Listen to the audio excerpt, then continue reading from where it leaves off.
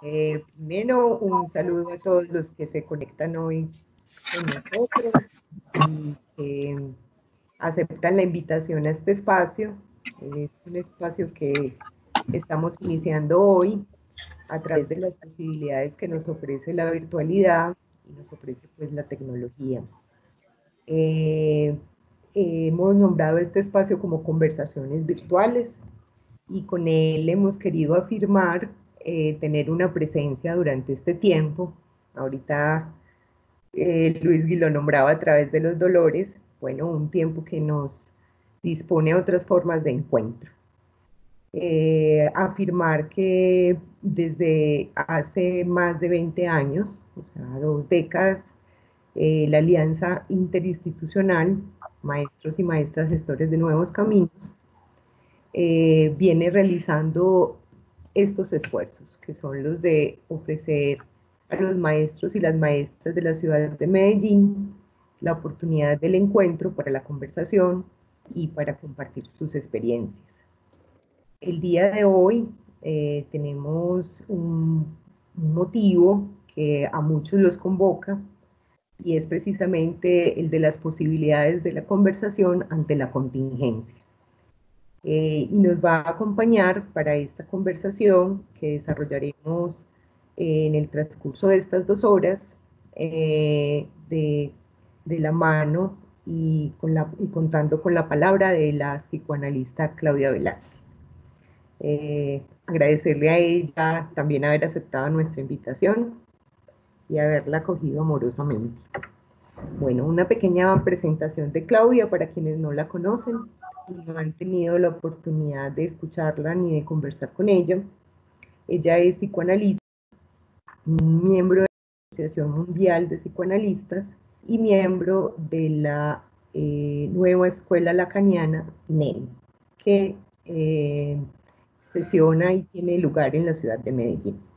Ella es psicóloga de la Universidad de San Buenaventura, magíster en Ciencias Sociales de la UDA y actualmente analista y docente de la UDA, acompañando procesos con maestros y maestras.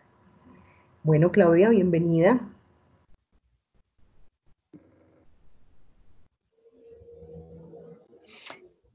Bueno, buenas tardes para todos. Como siempre, toca preguntar si se escucha bien. Sí, se escucha bien. Bueno, perfecto.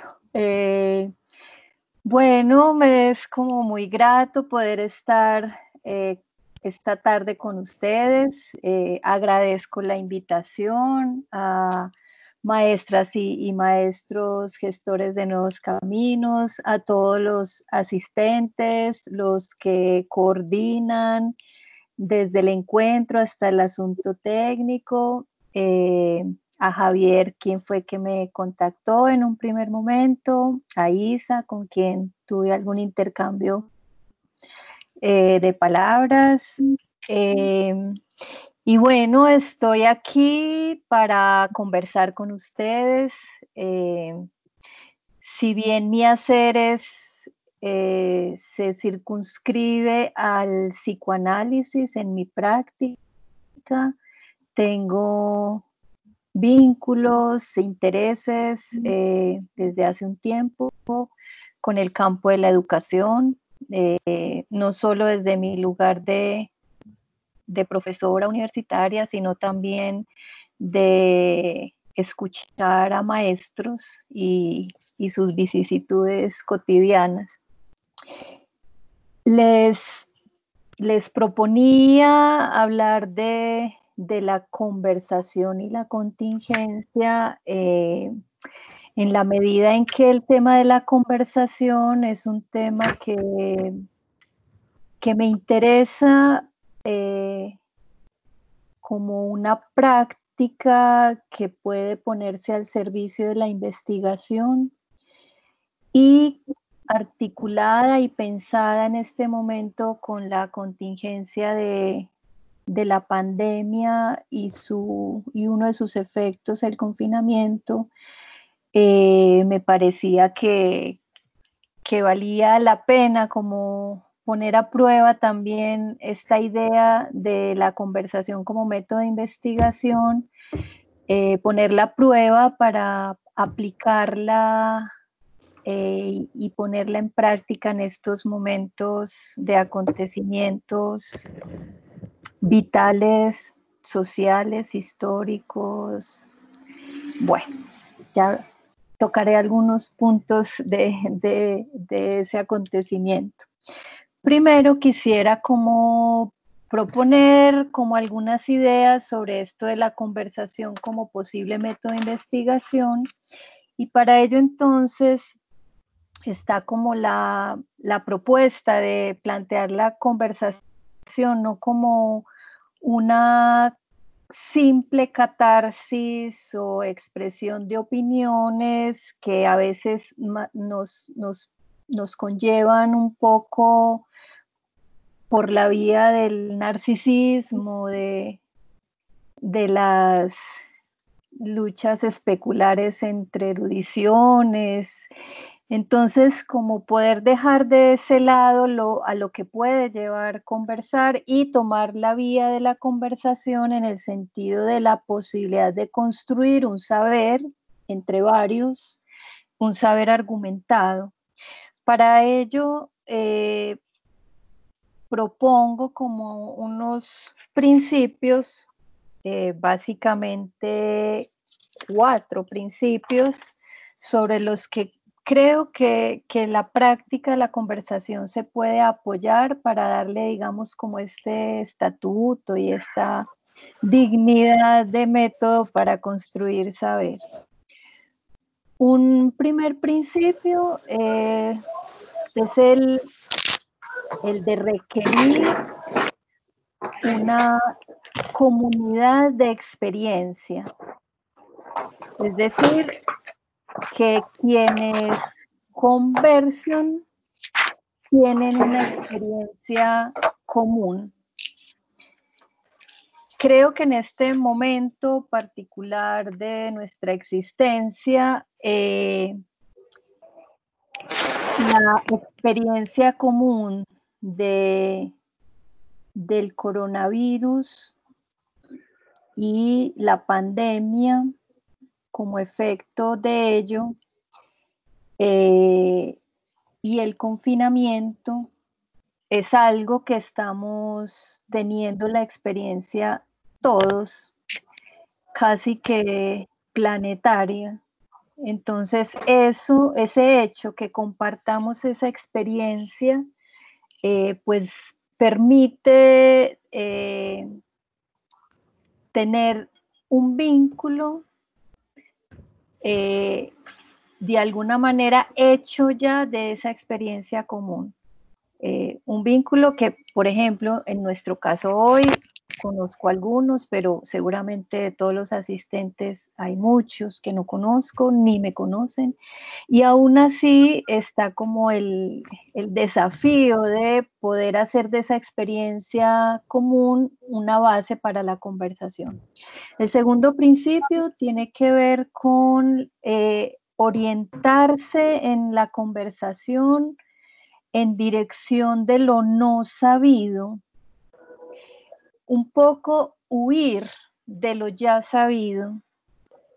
Y digo huir para ponerle como un énfasis en el sentido de no buscar en la conversación reafirmarse en lo ya sabido, sino más bien buscar otras perspectivas de lo que se sabe. Por supuesto, no es posible empezar de cero, igual se tiene un saber básico, elemental o amplio, profundo, cada uno lo tendrá, pero se trataría más bien de tomar una posición desde el lugar desde el cual no se sabe, y solo pues desde allí está ese no saber como agente que puede causar un deseo de saber. Es otro elemento que, digamos, está a favor de nuestro momento en la medida que estamos ante un problema biológico, social,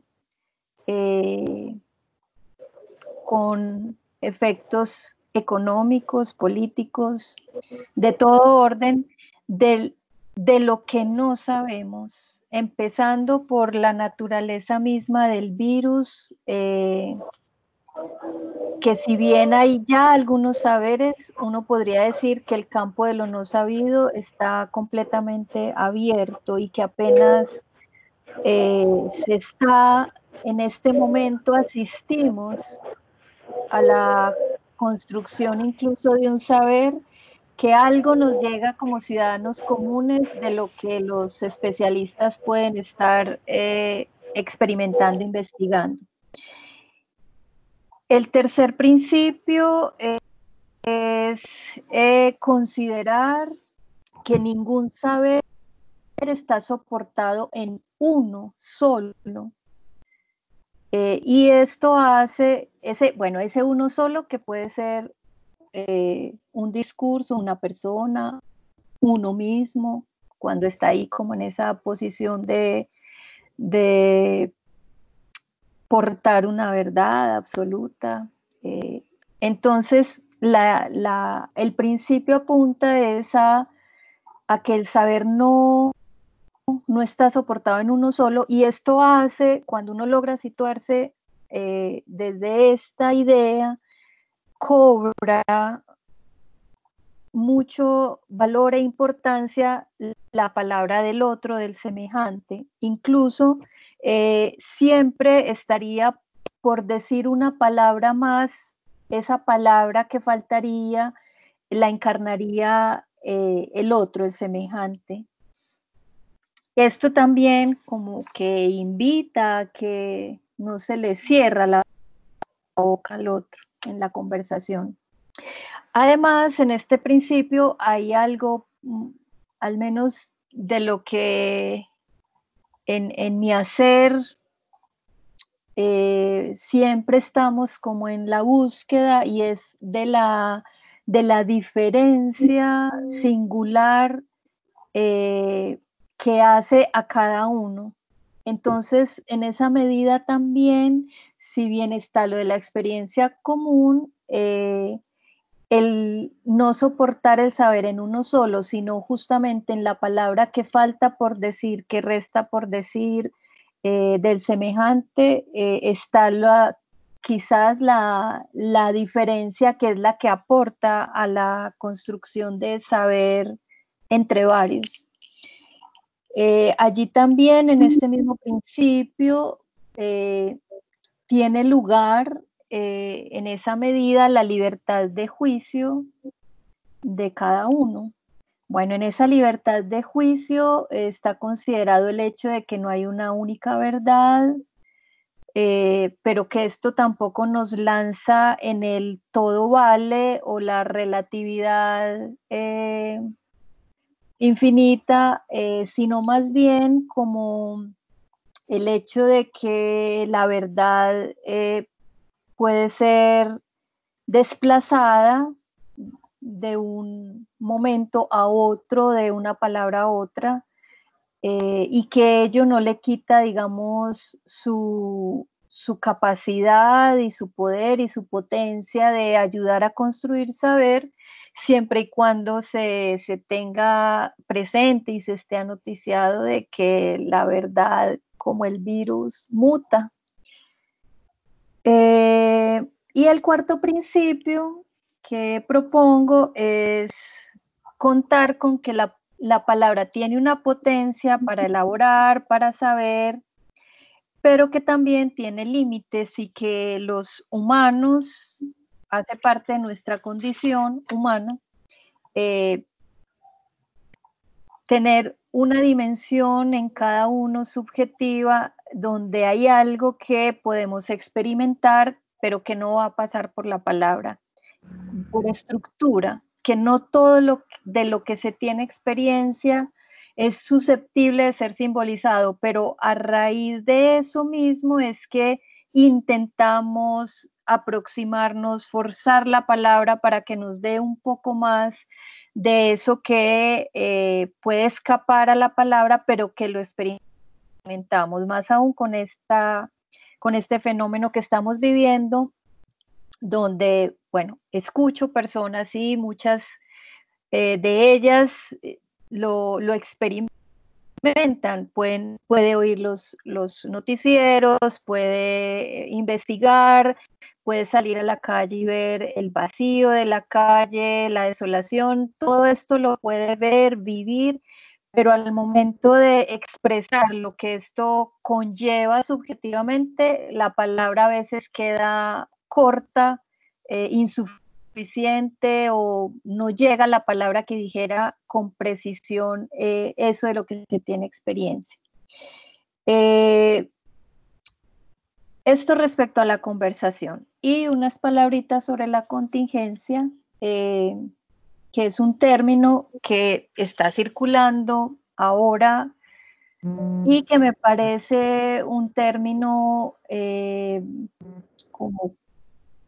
como bien puesto en esto que acontece, en la medida en que la contingencia es eso que nos aparece de manera abrupta, inesperada, irrumpe, para repentinamente la existencia, y que no hay como que desafía cualquier previsión o programación. Incluso así los especialistas, virólogos, biólogos hubiesen con anterioridad anticipado que podría llegar una pandemia, aún así, cuando se hacía, era algo como inimaginable realmente. Haría falta o hizo falta que aconteciera para efectivamente poder tener la experiencia, llamarla, nombrarla, imaginarla, vivirla, pero que anticipadamente es imposible casi que poder imaginarla o prevenirla. En esta contingencia subrayaría como 3 aspectos que impactan, digamos, de manera significativa a nuestra condición humana. Un primer impacto lo situaría en el cuerpo, en la medida en que, como lo están diciendo, nos pone en evidencia nuestra fragilidad, nuestra proximidad con la muerte, o mínimo con la enfermedad. Pone en evidencia también la propia relación que cada uno tiene con su cuerpo, sus temores, sus angustias, su indiferencia, su descuido. Pero también en este cuerpo que es propio, también hay algo difícil, y es que siendo el cuerpo solo de uno, es un cuerpo que a su vez porta lo que podría enfermar, incluso matar a otros. El segundo aspecto que impacta nuestra condición humana es el de los vínculos. Los vínculos con el otro semejante, en la medida en que se pone de presente el otro como un agente de amenaza. Es inevitable porque puede ser quien porte un virus letal, es el agente de un contagio, más aún cuando, como sabemos, pues el virus tiene un tiempo donde no hace su manifestación como enfermedad, es decir, el coronavirus puede habitar nuestro organismo y no saberlo, en la medida en que no hace COVID-19, es decir, no produce la enfermedad con toda su sintomatología, que es cuando ya puede hacerse evidente. Entonces, este campo de no saber del otro lo puede volver, y claro, según pues la la dimensión de cada uno puede volver al otro una amenaza y bueno, todo lo que se produce con las normas de distanciamiento social, que es casi como un llamado a normalizarla, es decir, a que se vuelva norma esa distancia y buscar entonces alternativas y otras formas de vinculación con el otro en esa distancia, como esta que tenemos hoy, que nos permite la palabra y un cuerpo en imagen. Eso ya es algo, pero también nos priva de la vitalidad del cuerpo presente.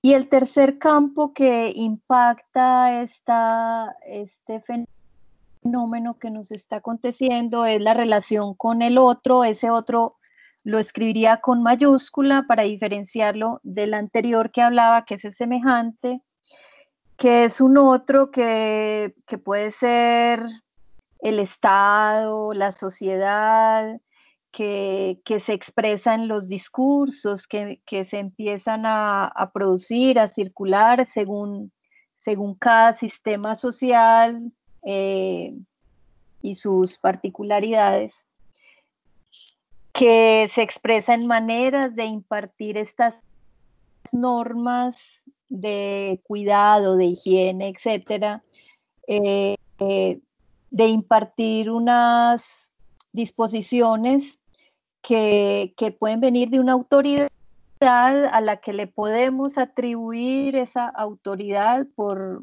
una confianza que pueda causar, o que también puede tomar la vía pues como de no la autoridad a la que consentimos, sino del autoritarismo.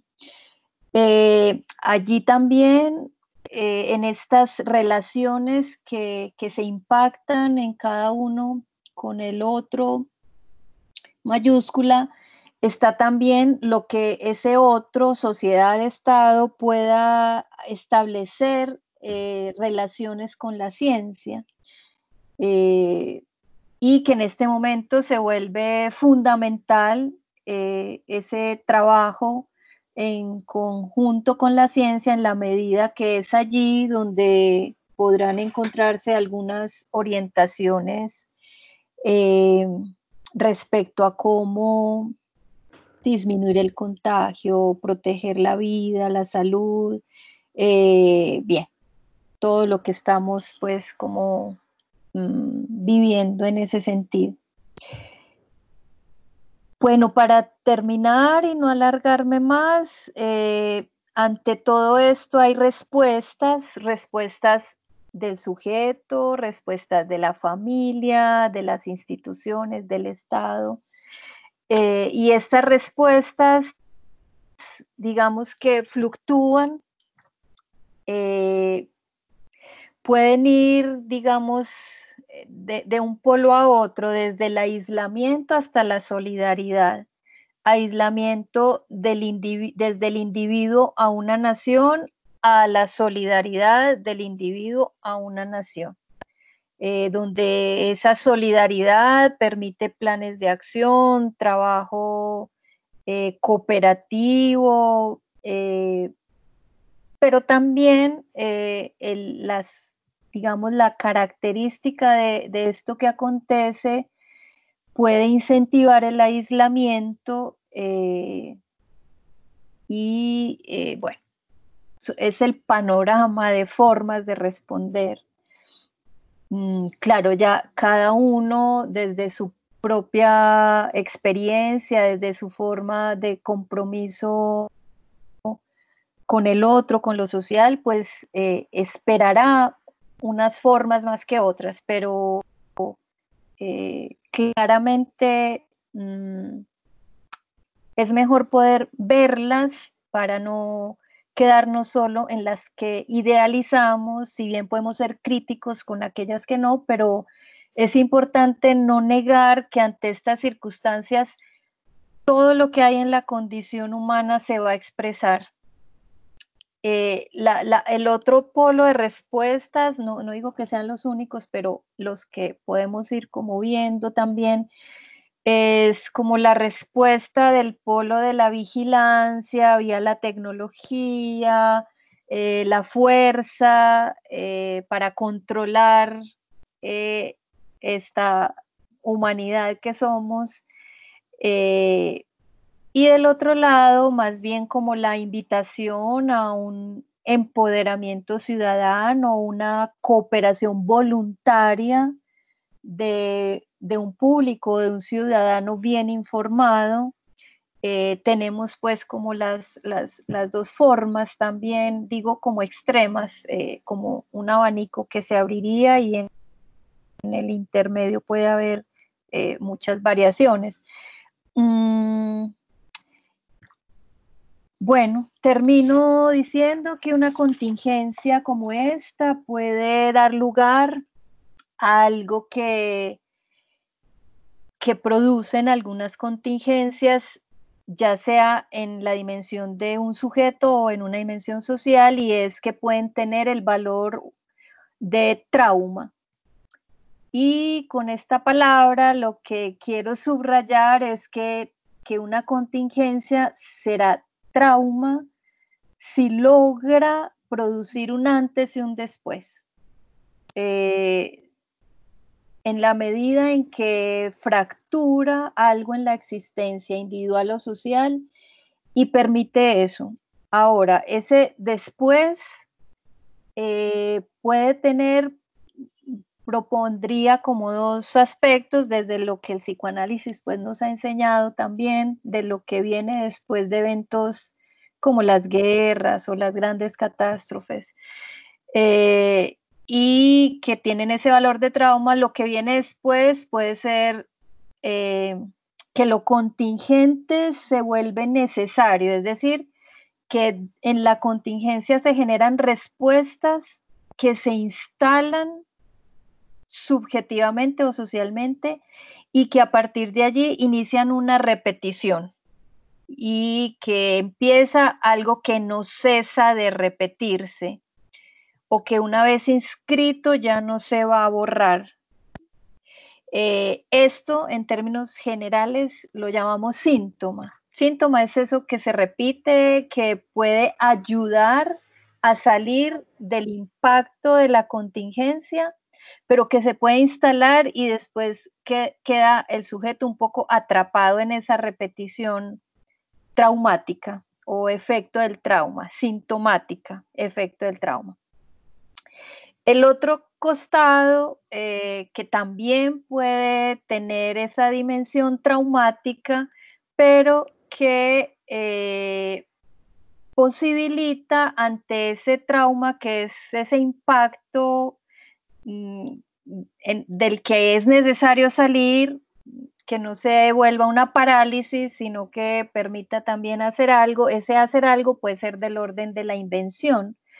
Y cuando hay una invención, no necesariamente se instala como una repetición en el caso del síntoma, sino que es una invención flexible que igualmente puede ser útil, aplicable durante un tiempo, pero que el sujeto no, o la sociedad no queda como atrapada allí, sino que puede luego soltar la invención y dar lugar a otra. La idea es un poco como no quedarse en la parálisis del horror que puede generar una situación de estas, pero tampoco pues lanzarse como en el activismo ciego, que también es sintomático, porque hay a veces un activismo como negacionista de lo que acontece, que es, digamos, la dimensión sintomática, y está la dimensión de poder inventar soluciones con los recursos que tiene un sujeto o que tiene una sociedad, porque solo se puede contar con esos recursos.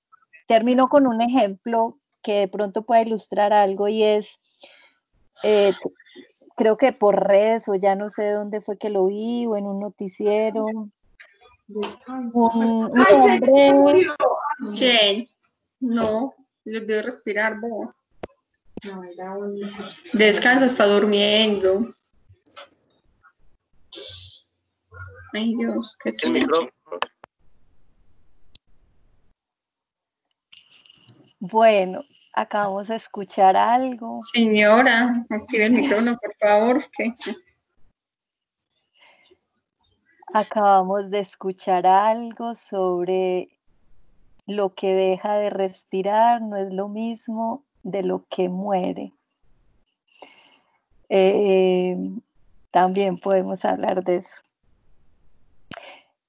Iba a decirles un ejemplo de un hombre que estaba en un balcón en este confinamiento y en su balcón salía disfrazado con un carácter así muy histriónico de una cosa o de otra y repetía que se aburría y se aburría y se aburría y se aburría y a la vez salía disfrazado diciendo esta consigna. Suena simple, pero puede ser una solución muy importante para quien el aburrimiento, el confinamiento lo aburre. No a todos los aburre el confinamiento, el encierro. Pero en este caso a este hombre se ve que lo aburría terriblemente, pero dentro de esa imposibilidad de salir para acabar con su aburrimiento, consigue hacer ahí como una especie de performance, disfrazándose, haciéndose ver y haciéndose oír por otros. Bueno, dejo ahí para que conversemos de lo que se nos ocurra. Claro que sí. Gracias, Claudia.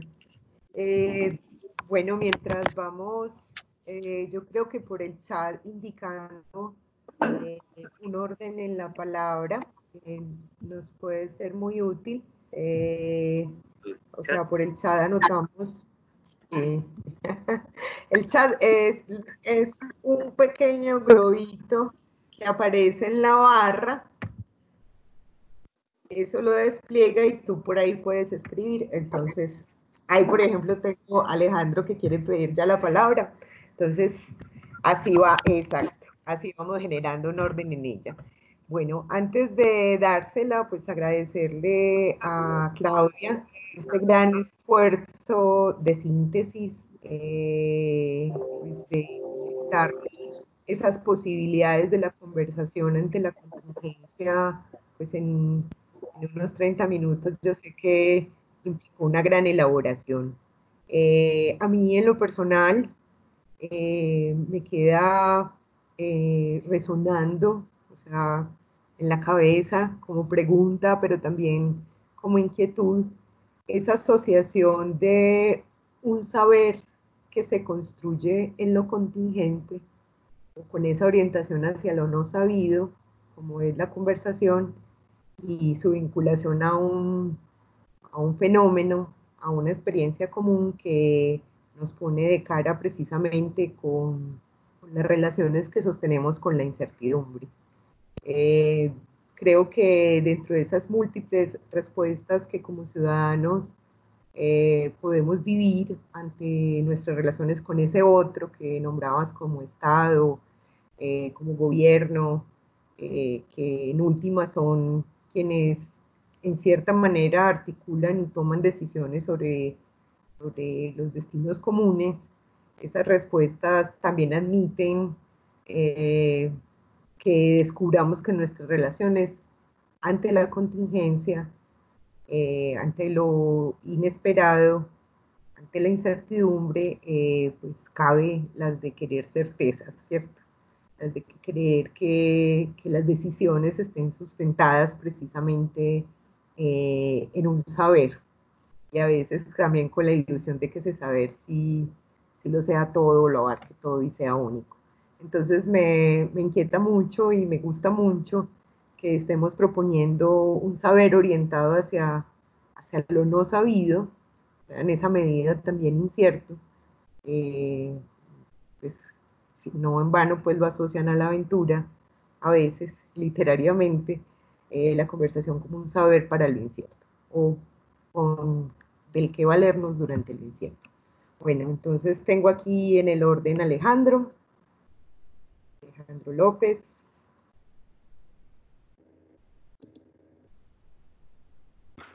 Bueno, muchas gracias a Claudia por esta exposición que ha ofrecido, muy sugestiva, ¿cierto? Muy inspiradora también a pensar.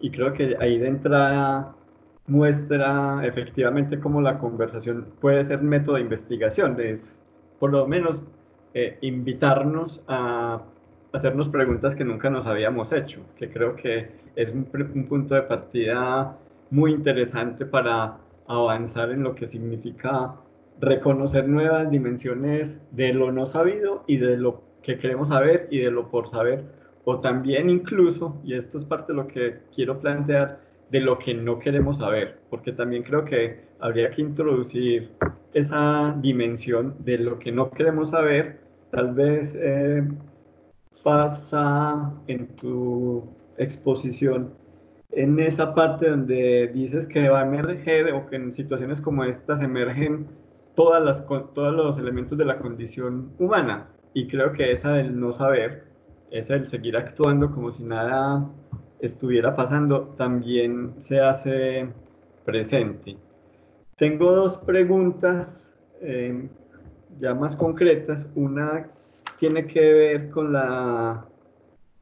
profundizar en el concepto de comunidad. Yo entiendo muy bien que hoy en día lo que nos está pasando de alguna manera o de muy diversas maneras a todos. Y en ese orden de ideas podríamos hablar ahí de ese reconocimiento de comunidad, pero a la vez cada uno lo está viviendo desde un lugar muy singular.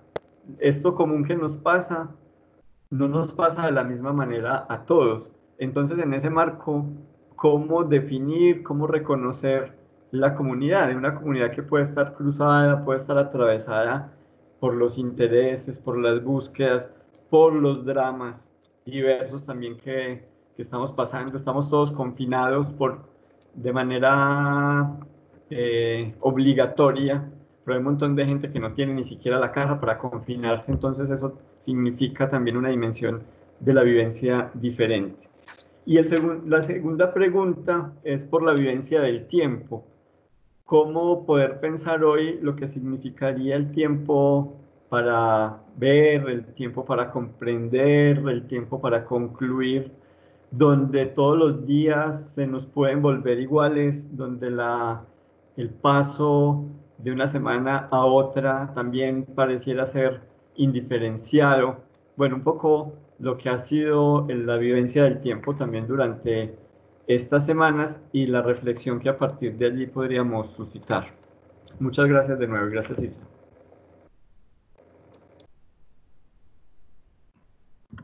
Claudia, voy a recoger las preguntas que en este momento tengo dos personas esperando que les dé la palabra. Una de ellas es Javier Márquez y la otra está aquí identificada como, creo que es JH Marín, ¿cierto? Entonces primero vamos con Javier y luego con Marín. Javier, tienes la palabra.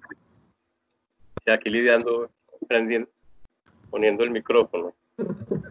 Sí, no, desde la perspectiva ambientalista y en cierto sentido, pues yo diría que también desde muchos movimientos sociales, sobre todo desde el ambientalista y el feminista, se ha denunciado una crisis de civilización, una crisis de la civilización humana, y una de las cosas que se pone allí está muy situada en ese sin límite de la explotación de la naturaleza y de la propia gente, pues, y todo lo que puede asociarse en términos, pues, de desigualdad, injusticia, inequidad, y esa explotación sin límites, pues, de la naturaleza.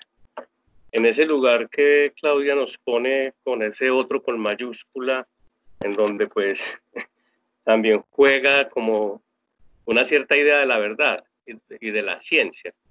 Se hace referencia pues a la ciencia, y la ciencia buscando en este no saber tan frente al bicho, pues, y frente a lo que nos está aconteciendo, yo quería preguntar en relación con esa ciencia interesada, esa ciencia al servicio pues del capitalismo, esa ciencia que precisamente no está como puesta en el lugar de lo que se pone en evidencia, que se erosionó, que es lo común, que es lo público, que es lo colectivo, y se ha dicho mucho, por ejemplo, el sistema de salud entregado al mercado no tiene la capacidad de responder ante una situación de emergencia sanitaria como la que se nos pone de presente.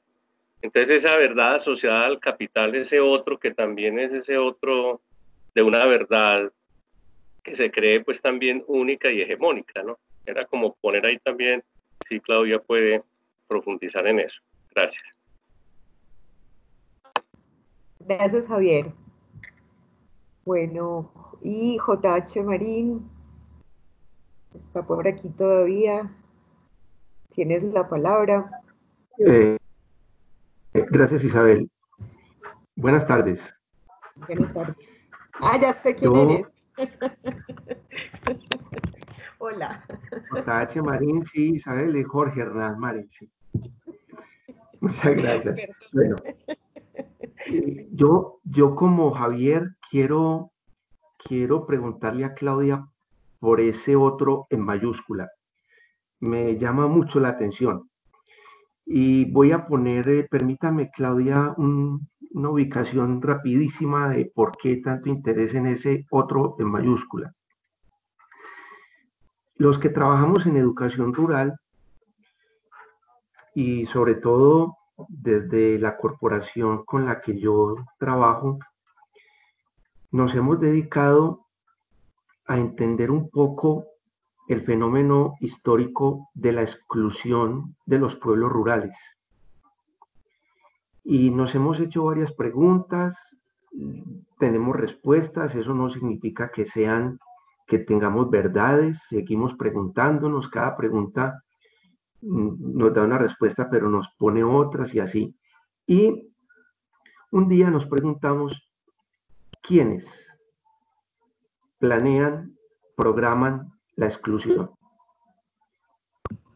Y llegamos a ese otro, que nosotros llamamos las instituciones que comandan las sociedades. Nosotros las nombramos como Estado, Iglesia, empresa, escuela y familia.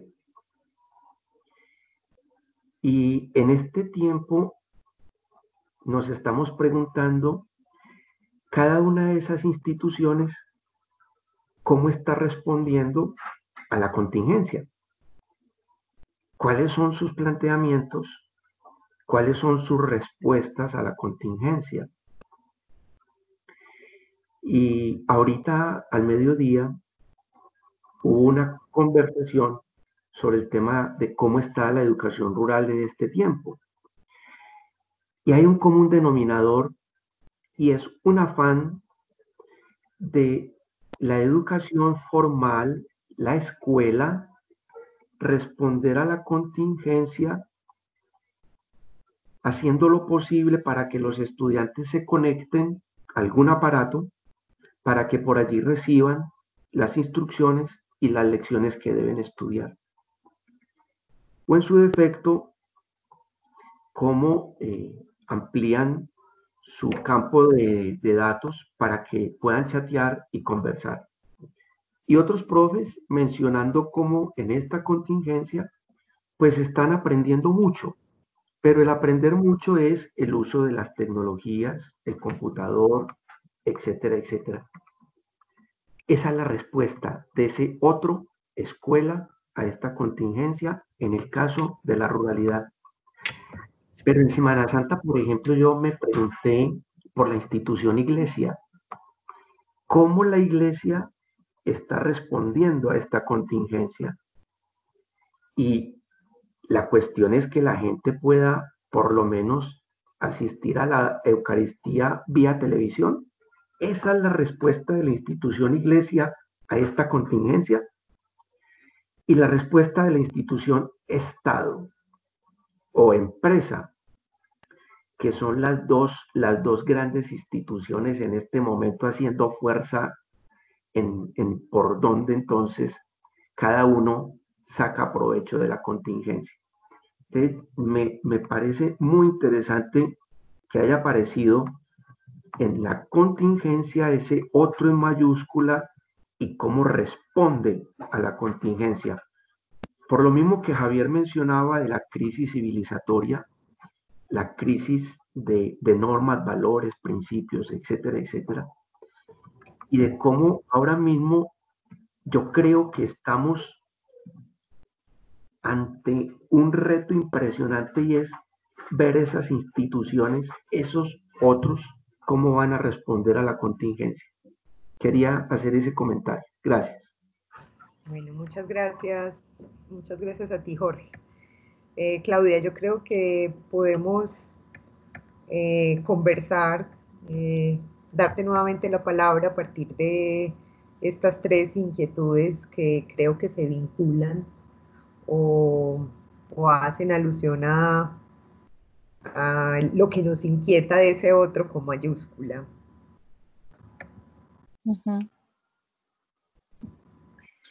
Bueno,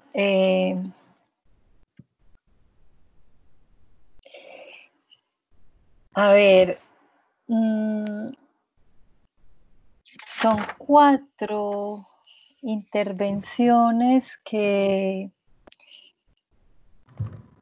por supuesto me dejan es pensando, y de las que podría decir algo, de cada una podría decir algo, más que respuestas serían como mis propias elaboraciones que me llevaron a decir lo que dije. Y precisamente la conversación lo que permite es que la palabra del otro le interrogue a uno lo que uno dice, para poder uno decir un poco más y avanzar en sus propias elaboraciones. Lo que planteaba Isa, que no veo allí más una pregunta, sino más un comentario o una inquietud, pero de la que quisiera al menos decir algo, y es cierto que ante acontecimientos tan fuertes como estos que estamos viviendo, queremos certezas, por supuesto, porque justamente estos acontecimientos lo que vienen es a hacer tambalear lo que teníamos por supuesto, por dado, por sabido, incluso desde las simples rutinas que cada uno sostiene en su existencia, desde eso hasta asuntos como los que comentaba ahora Jorge y Javier también. Es justamente cuando un estremecimiento como el que vivimos pone a tambalear lo que se tiene instalado como operando, funcionando, marchando, bien o mal, pero marchando de alguna manera. Caen ciertas seguridades y allí como humanos lo que hacemos explícita, implícitamente o consciente o inconscientemente es un llamado a que exista algo, alguien, otro que responda, que sepa y que tenga saberes absolutos. A veces eso lo encarna un líder, cada vez menos, ¿cierto? Cada vez menos nuestra propia contemporaneidad nos lo muestra. Bueno, solo quería como señalar como ese efecto lógico, estructural de lo humano, y es que ante el no saber uno espera que aparezca un saber y un saber cierto, firme, sólido, que resuelva. Lo que decía Alejo respecto había dos asuntos, bueno, tres tal vez, tres. No queremos saber efectivamente si de algo sabemos en el psicoanálisis, es que no queremos saber. Eso es quizá lo único que sabemos, que no queremos saber. Es cierto. Y eso se expresa de muchas maneras. Por eso la pregunta, poder formularse una pregunta, es al menos el esfuerzo de circunscribir lo no sabido. Y eso ya es importante frente al no querer saber. ¿Y de qué no queremos saber? Lo voy a decir de manera reducida, pero fundamental. No queremos saber de la muerte. Como sea que nos llegue, no queremos saber, que justamente es lo que Freud decía. En el inconsciente, la muerte propia es imposible de ser inscrita. De la muerte no queremos saber. Bueno, todo lo que se puede desprender de allí, y no queremos saber de las pérdidas, no queremos saber de lo que bien venía en nuestras vidas y nos tiene que cambiar, no queremos saber del cinismo que escuchamos, por supuesto, en muchos dirigentes, cinismo en el sentido de la palabra que por no hacerse responsable, el sujeto que la enuncia siempre encuentra culpables a otros. Y ante eso no hay ninguna interrogación, cuestionamiento, pregunta. Digamos que el cinismo es la forma más, yo diría, imposible de conmover frente al no querer saber. O sea, la posición cínica no quiere saber, pero tampoco se deja conmover, como si podemos tenerlo otros sujetos que lo hemos escuchado en lo que ustedes han dicho. Y es una posición al menos de pregunta, de compromiso, de cómo hacer, de qué está pasando, cómo hacemos, qué se está produciendo, cómo está respondiendo el otro. Entonces, bueno, no queremos saber de muchas cosas que acontecen.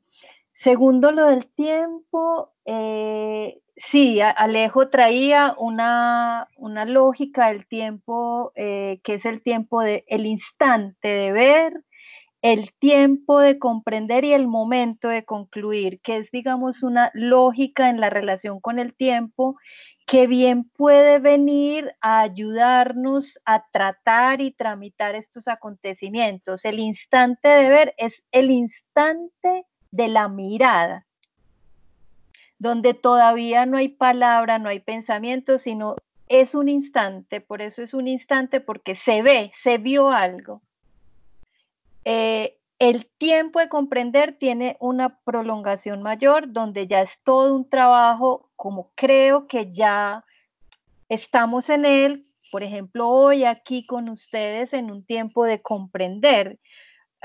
Cuando uno logra salir del impacto inicial, que eso no va de la mano del tiempo cronológico, hay quienes todavía pueden estar en el instante de ver después de un mes de encierro o más, y hay quienes nunca llegan ni siquiera a ver nada, porque creen que era delicioso. Pues hay quienes el encierro les está pareciendo maravilloso porque el otro no está demandando, no está pidiendo, es como un corte un poco parcial con el otro, y eso alivia también, y no quieren saber nada.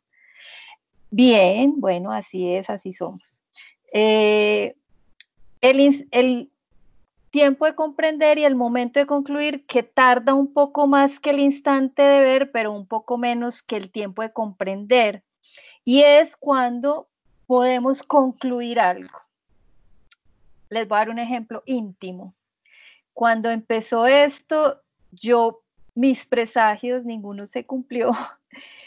Pensé que tendría mucho tiempo, qué maravilla, que iba a tener mucho tiempo para hacer esas cositas que no puedo hacer en la vida cotidiana del trabajo que me implica otras formas que lo virtual.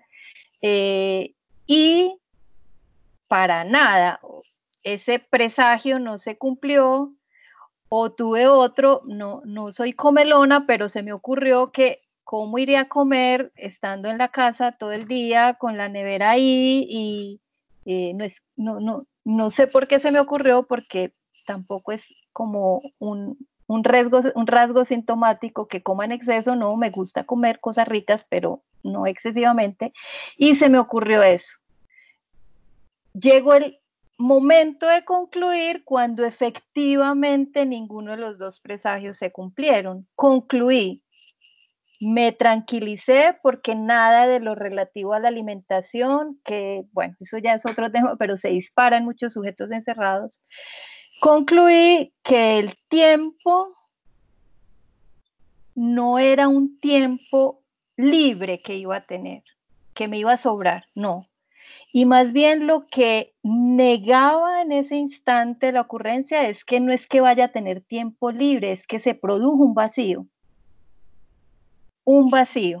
en la subjetividad, y que uno confunde el vacío que se produce en la subjetividad de algo que se perdió, ya no está, con que voy a tener tiempo libre. No es lo mismo. Y es cierto que el tiempo de los humanos, la experiencia del tiempo va muy de la mano de lo que hacemos, de las rutinas, de esos automatones que vamos teniendo cada día. He escuchado personas que el día se les hace eterno, a mí no me alcanza, igual. Aún así, no me alcanza. Yo no sé qué es todo lo que hago, no hago nada, yo no sé, pero no alcanza. Entonces, creo que también este tiempo es muy interesante para descubrir esas formas únicas de cada uno con el tiempo, con esa relación con el tiempo.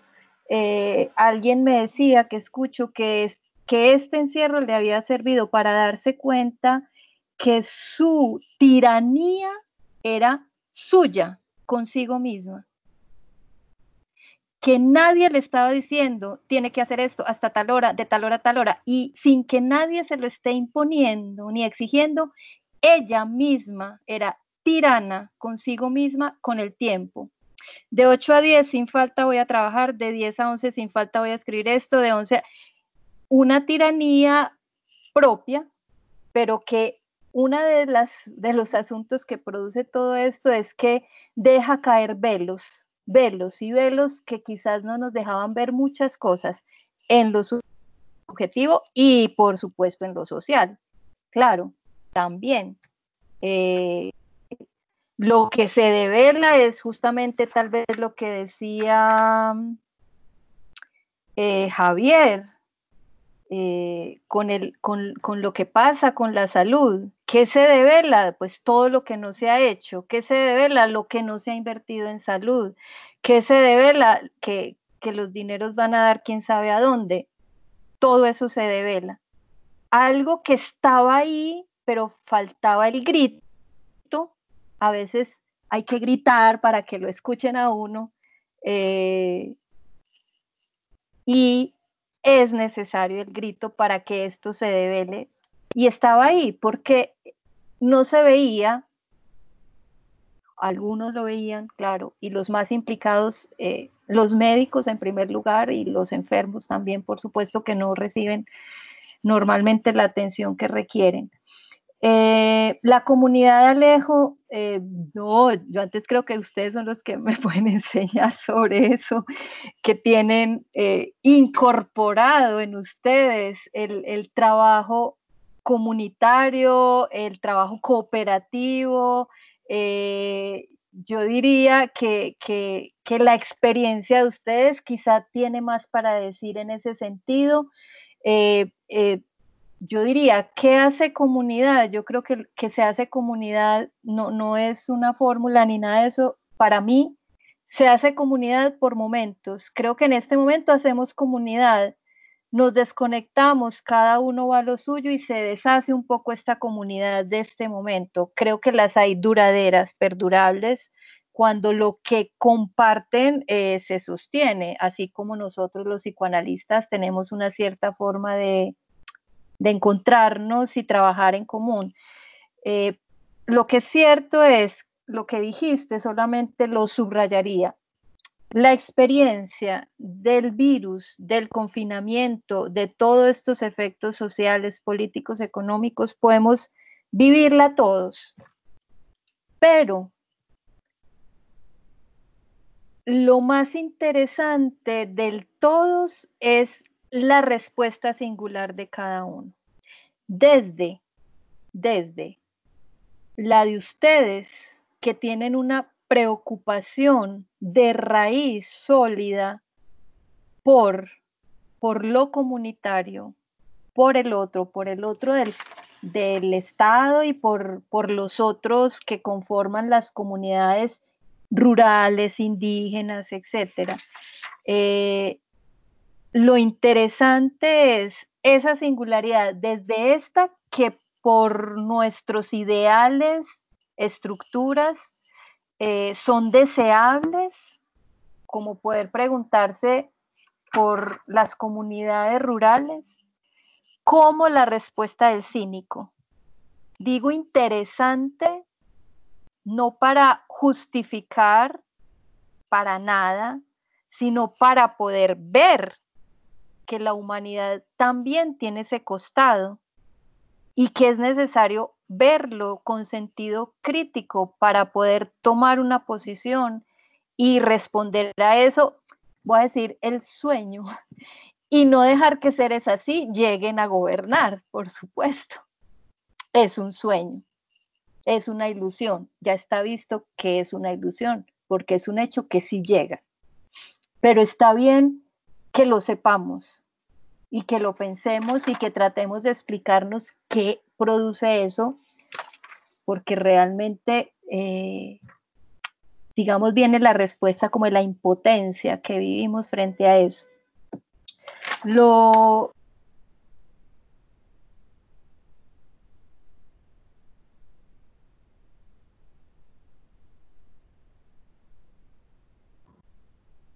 Claudia, ¿no se escucha?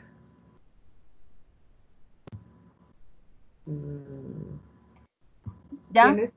Sí, ahí ¿Ahora sí, sí? gracias. Ahora sí, gracias. Ah, no sé qué pasó. Bueno. El punto de la ciencia, yo diría que hay que consentir a que la ciencia aporta un saber. Y en estos momentos hay que consentir a ese saber incompleto, a un saber que mañana nos puedes decir, no era eso.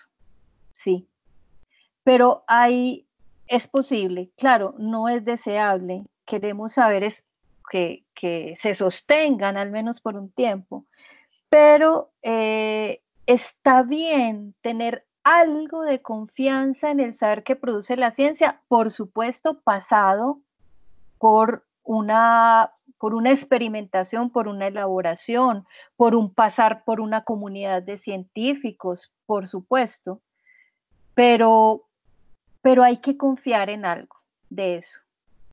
Diría que es mejor confiar en algo de eso que subirse en el fantasma del complot, que ya es bastante más complicado atender esa perspectiva. Es cierto que la ciencia está al servicio del capitalismo. Esperemos, claro, qué va a pasar con las vacunas. Los laboratorios van a saltar ya podemos anticipar. ¿Me escuchan? Sí, la escuchamos. Bueno. Que por ahí me hizo figura un letrerito por aquí en el chat que dice no escucho. Bueno. Sí, es cierto que es así. y creo que estaremos ahí para gritar nuevamente, denunciar, oponerse, llamar. Lo que yo considero es que hay tiempos donde estos asuntos se vuelven más efervescentes, por supuesto, y hay que aprovecharlos, ¿sí? Es decir, cuando digo efervescente es porque caen esos velos y se pone en evidencia, ya no para los 4 o 5 conscientes que protestan, que reclaman, sino para muchos más, hasta los que han sido indiferentes. Hace falta que fuertes impactos les muestren, justo quizás por lo que Alejo decía, que no se quiere saber. Y Jorge, pues la verdad, igual digo, ustedes tienen un saber más, digamos, más formado y más elaborado sobre las instituciones y cómo responden las instituciones a las contingencias. Yo diría que lo que ahora se nos devela es esto de las tecnologías. Bueno, lo que se nos devela es que puede haber respuestas de apoyo, de buscar nuevas formas de organización social, sí. Igual habrá respuestas que quieren continuar en la misma lógica devastadora de la naturaleza, bueno. Pero creo que en lo que decías me interesó mucho que es así el asunto de las tecnologías como respuesta para todos. El teletrabajo, los colegios, las universidades, hasta el psicoanálisis. También. Lo digo es para hacer esta diferenciación. El psicoanálisis puede atender urgencias y momentos importantes de dificultad para un sujeto de manera virtual cuando es imposible la presencia.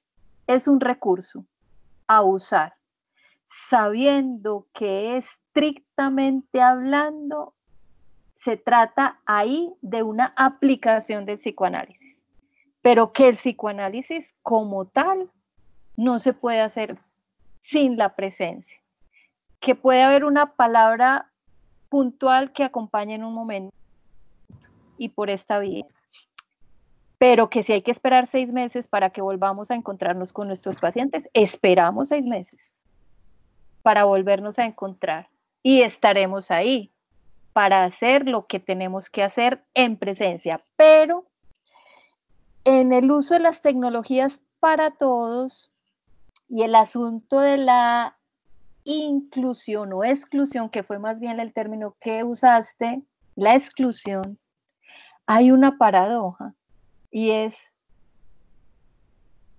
digo la pretensión, una pretensión de inclusión, pretendiendo la tecnología para todos, claro, con el absurdo debajo de que la mayor población no tiene acceso ni a conexión, ni a teléfono, ni a computador, pero es una pretensión ilusoria, sí, pero es una pretensión de incluir, ilusoria. ¿Lo puedo ver por ahí? Sí, también puedo ver el lado negro. Ahora puede surgir una empresa, bueno, cualquier cosa, de venta de computadores, que los que valen 500,000 los van a cobrar a 1,000,000, entonces el fulanito va a hacer el negocio para comprar esos computadores y llevarlos al campo. También puedo verlo así, sí. Lo que quiero mostrar es que un mismo asunto tiene 2 miradas o más o múltiples miradas, pero es cierto que hay quizás una ceguera de la manera como la institución responde a la contingencia, la ceguera de un para todos la tecnología, cuando esto no funciona para todos, por las razones que sea. Hay una ceguera, en principio, pero también puedo pensar, hay una desigualdad social donde nos están promoviendo soluciones que son viables para unos pocos y no para los otros. Claro, ¿qué es lo que la institución no piensa? Que las soluciones, está bien la tecnología para algunos, está bien, no para todos, pero que si no es la solución para todos, hay que pensar la solución para algunos, para que puedan continuar sus clases o para que puedan seguir trabajando. Esto que estoy diciendo son palabras de lo deseable. Y es muy difícil hablar de esto sin que se deslice la palabra de lo deseable. Porque a veces queremos ver en los hechos también que haya algo digno en esas respuestas de las instituciones. Digo digno en el sentido de que estén pensando en el otro y su singularidad. Pero sé que es un asunto complejo, difícil, y yo diría que quitando el lado oscuro, que lo hay, pero si quito el lado oscuro, yo lo que veo es también la impotencia de las instituciones y que si la tecnología viene a ofrecer algo, como que se lanzan desbocados hacia esa solución en un instante de ver, quizás sin hacer el tiempo de comprender y el momento de concluir. Si quito el lado oscuro, es también ver una institución impotente y que intenta hacer algo quizás equivocado, bueno, no sé qué tan equivocado por momentos. Bueno, eso podría como decir, son muchas cosas. Sí, claro que sí. Bueno, no sé si alguien más quiere participar, tiene alguna pregunta que podamos hacerle a Claudia. Por acá estoy viendo el chat, no hay por el momento. Bueno, entonces creo que comienzo yo. Ese es como mi papel en la moderación también, como relanzar a partir de lo dicho la palabra y poder señalar asuntos que puedan nutrir la conversación. Antes de darle la palabra a Paula, que ya vi que también quiere hacer una pregunta, quisiera hacer notar que hay una relación entre los tres aspectos que mencionabas que eran impactados por la pandemia y por los efectos en todos los niveles de la pandemia. Esos aspectos que mencionabas, Claudia, eran pues, las relaciones con el cuerpo, los vínculos y esta relación con el otro. Y ahora que pensaba, tal vez me ayuda a comprender, pensarlos articulados, ¿cierto? Que estas relaciones con el cuerpo, estos vínculos, están en interdependencia con esa relación con el otro y que tal vez, porque de esta manera lo están, o bajo esta pandemia lo están de una manera muy directa, o sea, muy visible, o es lo que yo estoy viendo, ¿cierto? Habrá que darle más tiempo al comprender. Estoy viendo que son muy interdependientes y por lo tanto, por eso la inquietud, yo creo que de una manera mucho más evidente y más fuerte que en otros momentos, por esa respuesta de ese otro con mayúscula, ¿cierto? De ese Estado o de esa institucionalidad. Porque estamos hablando de que pues, nuestras relaciones con el cuerpo están, y con los vínculos con el otro, pues están también dependiendo de esas respuestas. y se articula con la inquietud de Javier. O sea, nosotros adoptamos y normalizamos medidas eh, que se tomaron hace un mes, ¿cierto? Las adoptamos y las normalizamos, todos vamos para confinamiento, pues en el caso de Colombia y la ciudad de Medellín, eh, pues adoptamos el confinamiento y el distanciamiento social obligatorio, ¿cierto? Decretado, o sea, también pasando pues por la ley, esta ley jurídica, pero a la vez también pues hay una normalización en que esa sea una medida del otro que nosotros adoptemos eh, ya, pues, y que está afectando nuestros vínculos y nuestras relaciones también con nuestro propio cuerpo, pues, por nombrar una dimensión de la existencia. Pero entonces es muy inquietante que se puedan pensar también interrelacionados, sino como aspectos que nos afectan, ¿cierto?, en esa singularidad, pero de una manera, pues, independiente cada uno del otro. Bueno, Paula, eh, te doy la palabra. Pues mi pregunta es, ¿qué tan, sí, para ya darle la palabra a Paula, pues, y no concluir solamente con el comentario, es, mm, ¿cómo pensar esa contingencia y en esto que nos afecta, pensando que esos tres aspectos realmente están interrelacionados o tal vez no? Bueno, eso sí quisiera que me lo aclararas. Paula. Sí, Isa, hola, muchas gracias. Sí, Agradecerles sí. también por este momento, pues y esta conversación. Ha sido muy rico escucharles. Y muy importante también ver cómo qué han visto con esto que nos está pasando y bueno, también desde la experiencia personal que se logra ver luego de la sacudida que nos generó pues el confinamiento.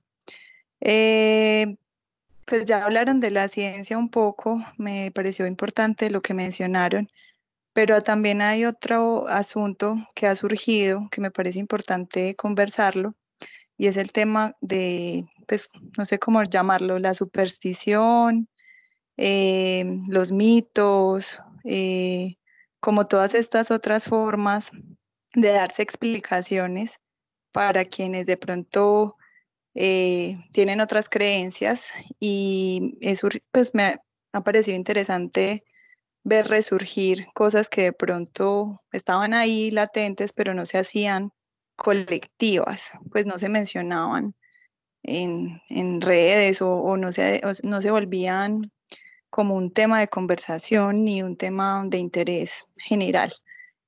Y pues con este tema del virus, de cómo controlarlo, de los riesgos que tenemos o no tenemos, de cómo se infecta o cómo nuestro cuerpo y sus defensas actúan ante ese virus, pues hablando con algunas personas he sentido como que les satisface mucho esa explicación que viene desde un mito, desde una superstición jugándola, pues poniendo esa idea en juego con lo que dice la ciencia sobre pues cómo se comporta un virus.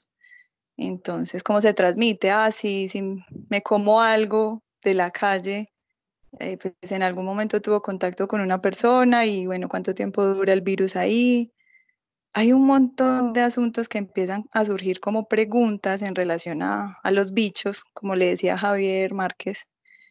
Y eso me parece pues muy interesante porque pues hay un lugar de un conocimiento que, como dice Claudia, no es un conocimiento terminado, que está en proceso, que es lo que nos diga la ciencia sobre esos comportamientos que pueda tener el virus. Pero entonces el acceso a ese conocimiento es muy limitado y empiezan a surgir un montón de preguntas, ¿cierto? ¿Cómo se transmite? ¿Cuánto tiempo dura en el ambiente? ¿Cómo vamos a seguir la vida que estábamos llevando con este nuevo cambio? qué medidas se van a implementar o si entonces ya el confinamiento es la única opción. Bueno, han surgido ahí como unos temas que me parecería rico conversar con ustedes dos y con quienes están pues aquí en el encuentro, porque siento que hay un lugar de la superstición muy fuerte, ¿cierto? Como para pensarlo. Era Paula, eso. ¿o ¿podrías ejemplificar ese lugar de la superstición que mencionas? Que tal vez Pues no me... el ejemplo es la comida, que entonces ya estamos comprando a domicilio, ¿cierto? Pero la comida siempre, para que llegue a nuestra casa, tiene que tener contacto con otras personas.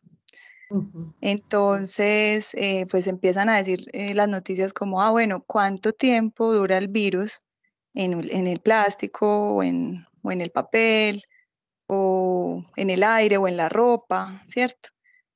Y ahí, pues hay unos tiempos y hay como unas ideas de cuánto dura y cómo se mata el virus, ¿cierto? Entonces, por ejemplo, veo mucho el uso de alcohol, como, bueno, usemos alcohol y ya me tranquilizo, pero realmente eso lo mata. O, pues sí me entendés, o sea, no hay unas respuestas claras porque no hay un conocimiento sobre esa parte que esté difundido y se empiezan a dar respuestas desde las suposiciones, desde los temores o desde supersticiones también, que me daba risa en estos días, escuchaba, no recuerdo el ejemplo, claro, era como una superstición sobre el ajo, el lugar del ajo para matar el virus, creo que era así. O bueno, si me echo el alcohol, ¿qué pasa? Pues está tomando también lugar ese otro lado, el lado del imaginario, de la suposición, donde tenemos que tomar acciones pues, con conocimiento de causa, pero eso es muy difícil, que ese conocimiento llegue a toda la población y desde los mismos canales de comunicación, pues la información que se da todavía está en construcción, es confusa, bueno, hay como muchos fenómenos ahí ocurriendo, pero pensaba como en ese lugar de la superstición hoy, en pleno siglo XXI, con la tecnología, un montón de medios de comunicación y sin embargo sentir que hay pues como mucha oscuridad para lo que logramos ver. Ujú. Ya, gracias. Muchas gracias. A ti. Claudia, no tengo más preguntas por acá por el momento. Bueno, no, quisiera, Isa, pues antes como agradecer tu anotación, porque precisamente la concepción que tenemos desde el psicoanálisis al menos de lo humano, del sujeto humano, es el anudamiento de estos tres componentes o registros, que la manera como ellos se articulen, el cuerpo, el vínculo con el semejante y el otro, digamos, lo voy a decir así, cada uno de nosotros es el producto de la manera como anuda esos tres componentes. Y de ahí que haya tantos anudamientos como sujetos en el mundo. Y ahí es donde radica la diferencia entre uno y otro, lo cual no quiere decir que se compartan ciertos asuntos con otros, pero la manera de enlazar esos tres da, digamos, como resultado el producto que uno es. Y sí, efectivamente eso se expresa de muchas maneras. Y con lo que decía Paula, me parece muy interesante como que esto que ella está diciendo tenga lugar, porque pues claro, nos invita a pensar la relación de contraste que puede haber entre el saber que produce la ciencia y el saber que produce, llamémoslo, superstición, como ella lo llama, y que tiene que ver justamente con el punto de vacío de no saber, que difícilmente los humanos soportamos ciertos no saberes. Entonces, lo que hacemos es inmediatamente o poco a poco construir algo que nos permita orientarnos. Es decir, incluso hay un poco con lo que decía Isa, hay una ley, una norma que nos viene obligatoria, hay que confinarse. Antes siquiera de uno saber 2, 3 palabritas del coronavirus y del COVID-19, nos encerramos. Y ya en el encierro es que pudimos empezar a leer, a investigar, a escuchar a los especialistas, a los que ya pasaron por ahí. Y ahí, es decir, hicimos un acto de confianza. Si se quiere, lo podemos también llamar, tuvimos la creencia ciega de que quedándonos en la casa nos protegíamos y protegíamos a los otros, teniendo cero saber sobre el coronavirus. Entonces, a veces respondemos desde el no saber. Después viene el tiempo de elaboración de saber. Claro, estamos en este siglo más tomados por la ciencia, pero lo que dice Paula es justamente, estos otros saberes no han desaparecido, son recursos que tenemos también. La superstición es un recurso que tenemos o tienen algunos más que otros, los que de pronto estamos más próximos a la ciencia, entre comillas, voy a decir ciencia entre comillas porque ese es un nombre enorme, al menos de los saberes más demostrados, más argumentados, más elaborados, pasados por una comunidad de científicos, saberes que responden a una lógica, que estos otros saberes que son más productos de una relación, si se quiere, imaginaria, pero válida, eso no la invalida, digo, no la invalida como solución subjetiva a un temor, a una angustia. Ahí tiene validez. Puede que no tenga validez en la sociedad en general, ni tenga validez para el Estado y para la ciencia. Ahora, está bien que podamos salir un poco de esos primeros momentos de responder por obediencia, por no saber, al encierro, para luego hacer un encierro consentido, con consentimiento, con un saber informado. Al menos ya sabemos que este virus, al entrar al organismo, genera copias y copias y copias, y por eso puede invadir muchos sistemas de nuestro organismo. Podemos saber que nuestro sistema de defensa puede producir anticuerpos, pero no los que necesitamos para combatir ese virus. Bueno, tenemos ya posibilidad de saber algo. Ahora, sea superstición, sea el amuleto de aquel jefe de Estado, sea el amuleto, sea el saber que podemos leer de los especialistas, biólogos o médicos, o en fin. Lo que esto muestra es que se requiere de un saber, verificado o no, se requiere un saber para orientarse.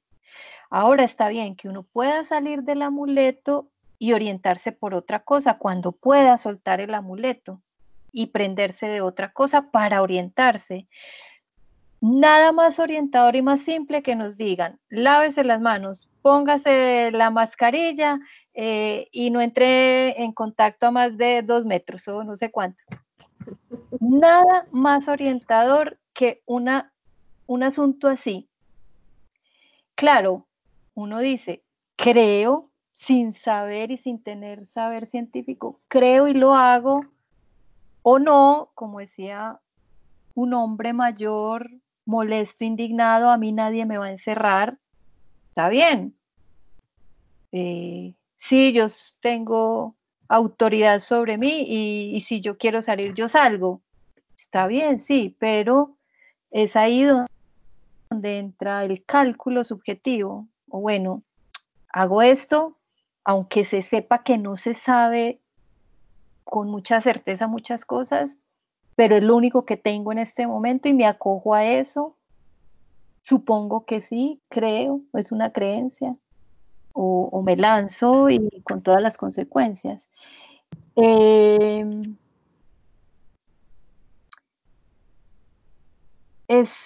Yo creo que es como la invitación a que el saber con el que nos orientemos y podamos movernos en estos tiempos, que si en un momento primero es ciego, superstición, lo podamos ampliar y nutrir con más elementos de los saberes que hay.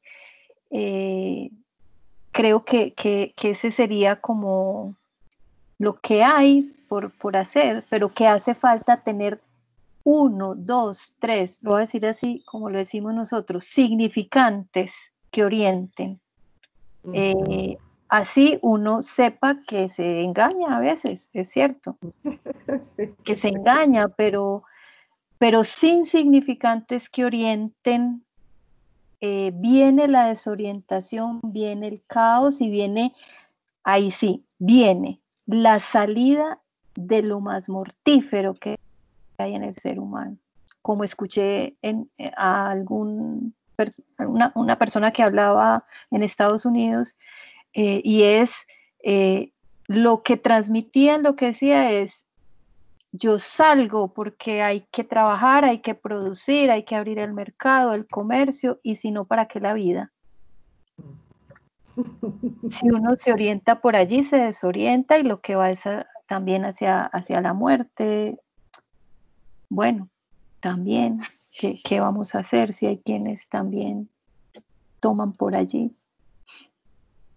Claudia, quería retomar esto último porque me parece muy importante. Tú sabes que este espacio es de maestras y maestros. Lo constituimos personas que, digámoslo, hacemos parte de esas instituciones que hemos identificado como ese otro con mayúscula, ¿cierto?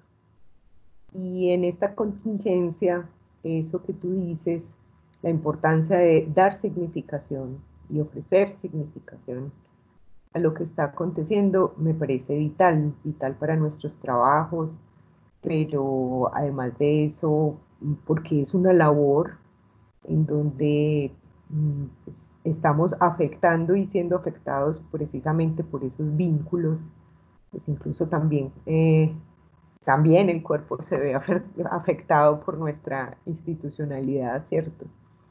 Y me parecía muy, muy importante resaltarlo porque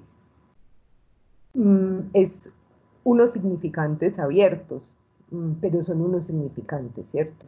Es decir, hay una tarea que nos corresponde y es una tarea de orientar o hacernos a esos significantes que orienten y es muy importante porque el riesgo de la parálisis, pues el no saber también se manifiesta como parálisis o como impotencia.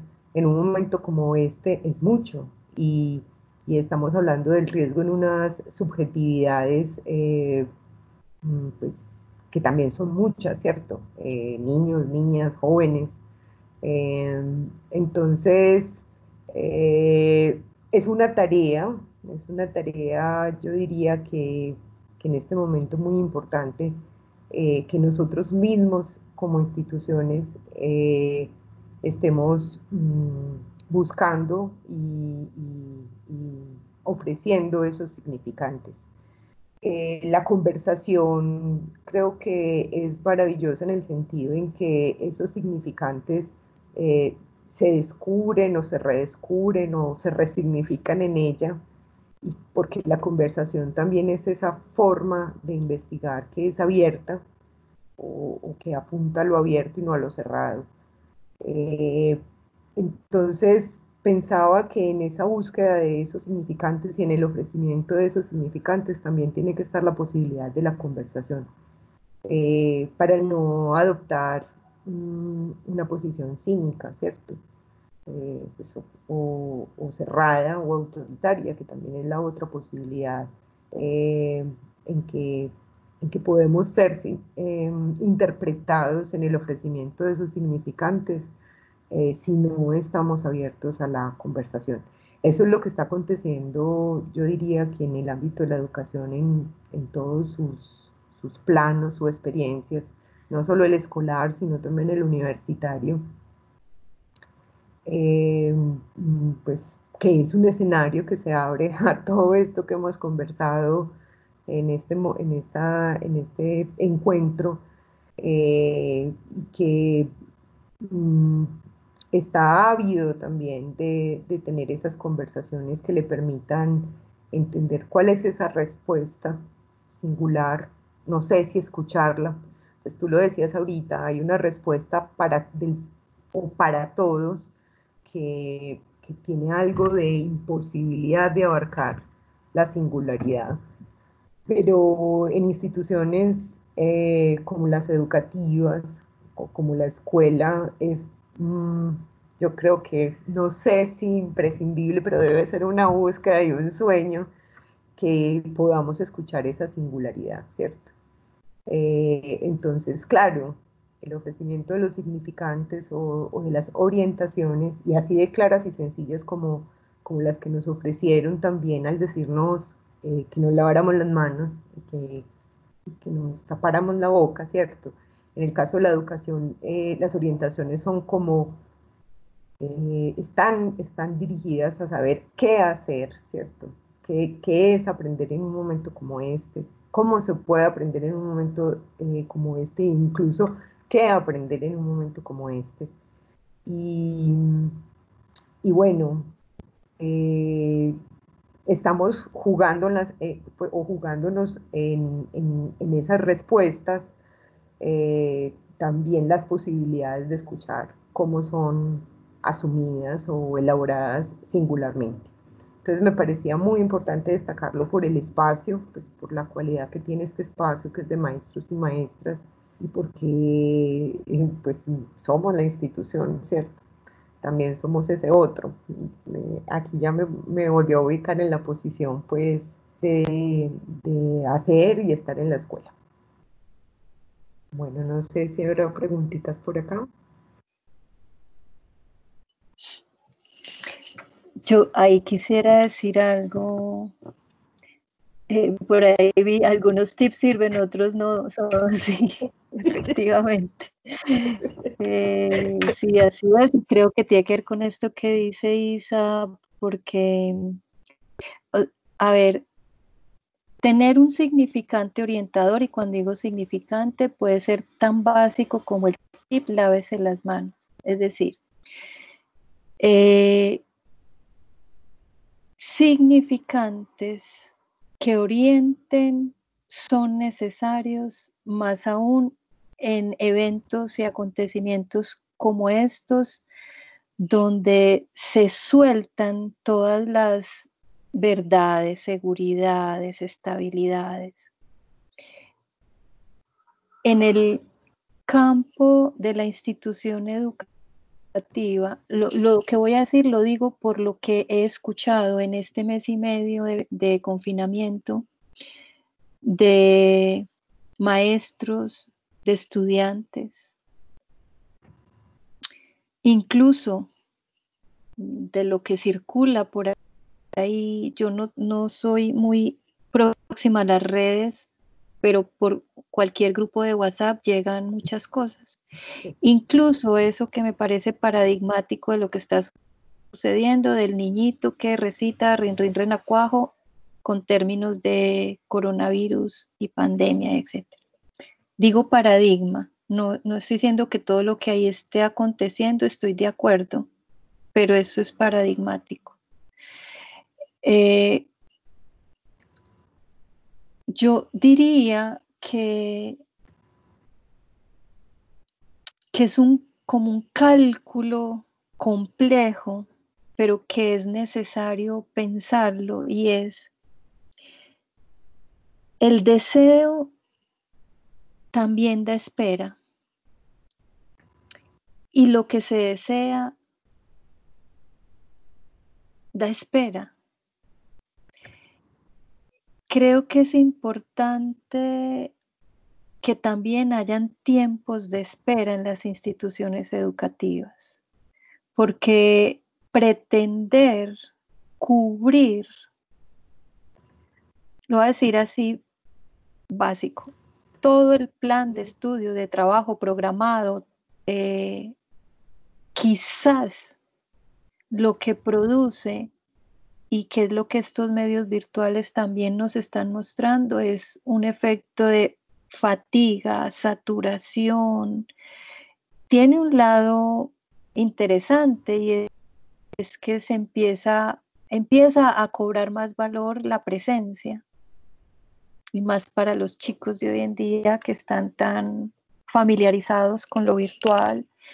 Pero yo también escucho tanto de los maestros como de los estudiantes como un exceso, como que se hubiera disparado un exceso de labores que exige la virtualidad, porque entonces todo hay que decirlo, hay que hacerlo, no sé cómo, bueno, ustedes saben cómo funcionan todo eso, y más las demandas de los padres, más, pues es un asunto desbordante para muchos que yo he escuchado, están desbordados en su esfuerzo por responder a la exigencia institucional, a los padres.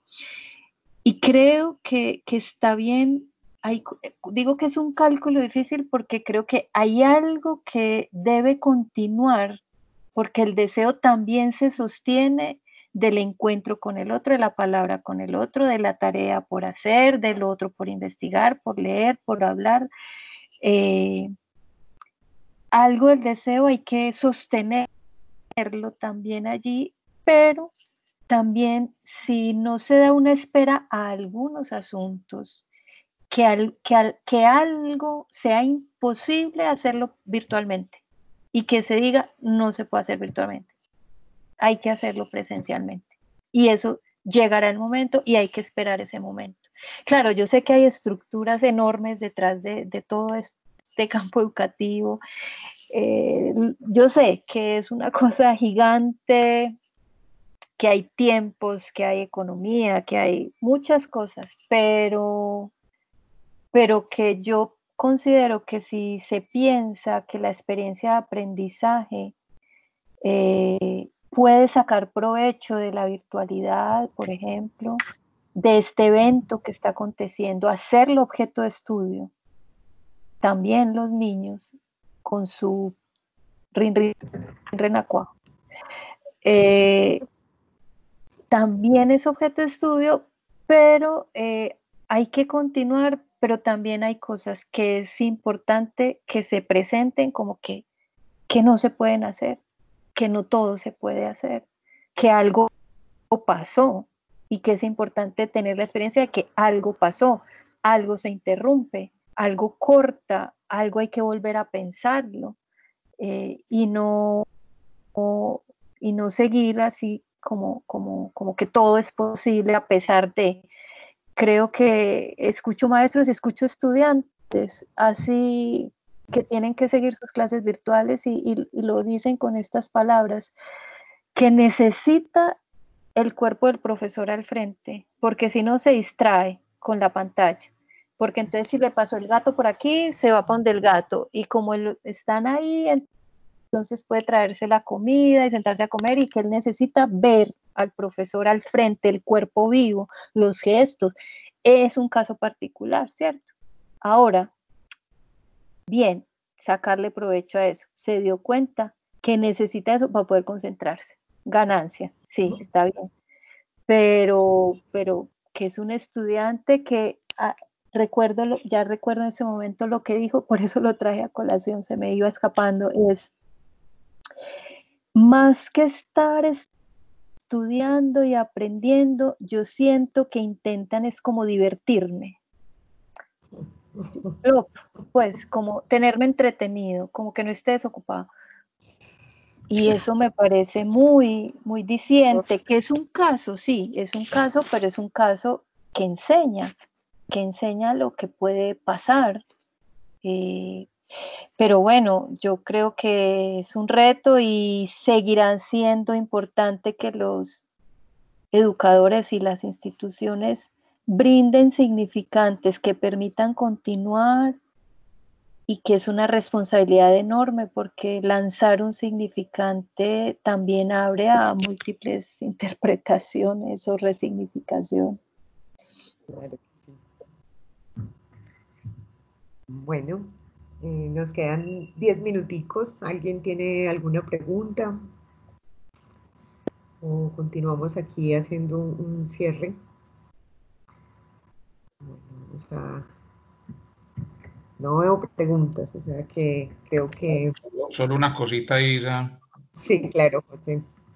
Solo una cosita ahí con Claudia, y es una de lo último que acaba de decir, y creo que era un tema bien interesante esto último en los últimos 10 minutos en esa conversación, y es ese papel de la escuela, pero quiero encontrar la palabra que no sea muy fuerte, no el obstáculo ni la dificultad, pero esta última reflexión pasa es por la historia también de los adultos, y hablo de los adultos en la escuela, adultos familia, cuando Claudia toca el tema de no todo se puede, y que hay que hablar de los tiempos de espera. Fue una cosa pues bien interesante, pero no estoy encontrando como la palabra para no, porque también aquí estamos adultos y aquí hay adultos padres, adultas madres, ¿cierto? Pero una de las grandes dificultades un poco ahí en ese capítulo de la espera en estos momentos son adultos, no niños, niñas y jóvenes. Yo creo que por ahí hay una cosa ya ganada, además de ciertas dinámicas que implican los proyectos pedagógicos, en este caso librepensadores, social críticos, pero uno sigue encontrando en esto y la lucha fuerte del maestro y de la maestra, que hay que valorar en ellos todo este gran esfuerzo que están haciendo. Es las instituciones y maestros y maestras, es un poco la dificultad que ocurre con adultos, entendiendo lo que en uno de los principios hablaba Claudia, y era también aquello que invade pues a papá y a mamá en estos momentos de situaciones tan complejas, que pasa la alimentación, cómo cubrir su alimentación, la salud, pero también el querer correrle a un tema que pues finalmente significa una presencialidad muy significativa. Entonces lo dejo como ahí pues también, que fue muy interesante esa última reflexión, Isa, pero una de las fuertes líneas ahí es la conversación permanente con adultos y adultas, mamás y papás, frente a eso de no todo se puede dar por estos medios. Sí, claro. Gracias, José, por el aporte. Pues en algún momento lo hablaba con Claudia, antes cuando estábamos preparando la conversación, claro, entre las respuestas que escuchamos, ¿cierto? Desde esa forma particular en que cada familia puede llegar a vivir lo que estamos proponiendo, ¿cierto? También nosotros encontrábamos en la institución donde trabajo como una ansiedad por que se replicara con exactitud, ¿cierto? Pues todo aquello que se ofrece desde la presencialidad. O sea, como la imposibilidad de mirar y de saber de las renuncias que ya implica y que ya está implicando estar en estos espacios. Y bueno, y dentro de esas respuestas yo a veces pienso es como el todo o nada, ¿cierto? O sea, como que fuera un sujeto que entrara en el todo o nada, o sea, que ahí fuese donde pudiera transitar o donde pudiera hallar eso que lo sostenga. Y claro, sí, ha sido complicado. Bueno, nos quedan 4 minuticos, 6 minuticos, Claudia, yo quiero que nos despidamos y que cerremos el espacio juntas. Sí. Sí. Bueno, yo decir que ha sido encantador escucharte, conversar, y que suscita muchas ganas de seguir esto que empezamos. Tengo muchas notas, seguramente de ahí volviendo sobre ellas podré elaborar preguntas, pero entonces agradecerte infinitamente por esto que nos has ofrecido, por esta disposición y por esta posibilidad, que creo que ha sido muy buena. Bueno, no, gracias a ustedes por generar como este contacto. Como no todo es posible, me voy un poco con la falta de haberlos visto. Sí. Pues ahí aparece un número, 57 dice en este momento, pero eso no dice nada. Y ahora miro pues como los chats, pero es donde algo del encuentro se escapa, ¿cierto? Se nos escapa porque no está esa posibilidad del cuerpo del otro que es tan importante, pero que aún así, por eso decía lo posible de la conversación en la virtualidad es posible en la medida en que tenemos la palabra, la retroalimentación, el eco de lo que el otro dice. Y yo agradezco como lo que cada uno de los que ha hablado ha dicho, porque, y aquí voy también con lo de la conversación, cuando uno le habla a otros, es que puede circunscribir los puntos de no saber que se vuelven causa para seguir leyendo, conversando, trabajando, estudiando. Entonces, justamente este intercambio, confieso, los psicoanalistas hablamos entre nosotros y creemos que nos entendemos porque hablamos con las mismas terminologías y etcétera, y eso se va produciendo, es como un cierre que no es bueno para ninguno. Y poder hablar con otros, con quien compartimos la experiencia del virus y el confinamiento, pero que no tenemos otras experiencias comunes, como por ejemplo trabajar con la población del campo o directo con padres de familia, de niños, como que eso permite esa mirada que uno no tiene, pero que entra y hace como el agujerito en lo que uno sabe para mostrar y situar eso que uno no sabe, que por eso la conversación y la palabra del otro es la que lo permite. Entonces, gracias. Yo creo que me disculpo porque creo que al final fue que pude, gracias a lo que decían, como que pude volver a traer que estoy con quienes están pensando la educación. Por momentos se me iba esa realidad. Bueno, gracias. No, muchas gracias a ti, muchas gracias a todos. Gracias. Muy agradable. Gracias, maestros y maestras. Gracias. Gracias. Gracias. Feliz tarde. Muchas gracias. Gracias. Hasta luego. Feliz noche, gracias. Hasta luego, Nando. Alejo. Chao, hasta luego. Hasta luego, gracias. Hasta luego, muchas gracias a todas y todos. Gracias, Claudia. Gracias, Isa. Chao, Nando. Chao, chao.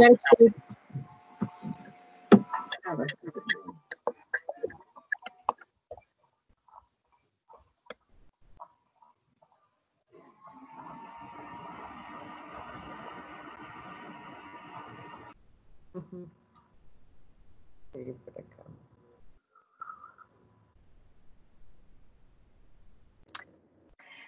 Chao, Isa. Chao, Claudia. Qué rico verte. Este final fue el más afectuoso. Qué bueno saber que entre todos se pueden despedir así. Chao. Chao, Claudia, me alegro verte. Alejo también. Javier se está por ahí también. Chao. Chao. Isa, chao. Chao, Alejo.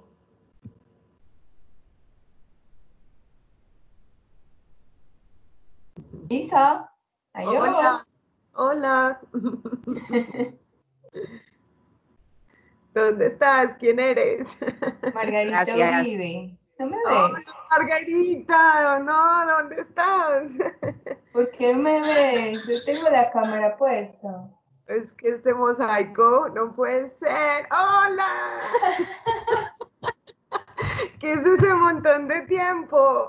Hace rato te estaba hablando, te hablaba ahí, pero claro, ¿vos cómo vas a leer todo eso? No lo había leído yo. ¿De dónde? ¿Cómo estás? Muy bien, ¿y tú? Qué rico verte. ¿Dónde te cogió el encierro? En mi casa. Ah, bueno. Sí, en La Estrella, vivo ahora en La Estrella cerquita.